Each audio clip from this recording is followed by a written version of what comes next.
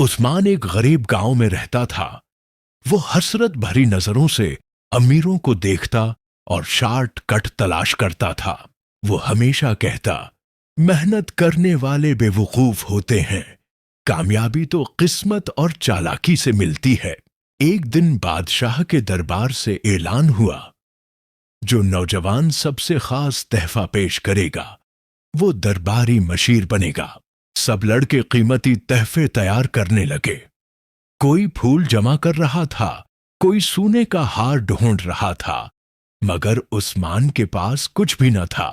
اسے ایک بزرگ فقیر ملا جس نے اسے ایک خالی لکڑی کا صندوق دیا اور کہا، اسے اپنے سچ سے بھر کر لے جانا۔ عثمان حیران تھا، مگر اس نے صندوق لے لیا اور بادشاہ کے محل کی طرف روانہ ہو گیا۔ محل کے دروازے پر سب نوجوان قیمتی تحفے لیے کھڑے تھے۔ عثمان خالی صندوق کے ساتھ خاموشی سے اپنی باری کا انتظار کر رہا تھا۔ بادشاہ تخت پر بیٹھا تھا اور نوجوان باری باری قیمتی تحفے پیش کر رہے تھے۔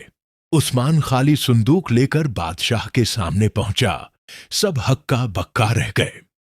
بادشاہ نے حیرت سے پوچھا، تمہارے صندوق میں کیا ہے؟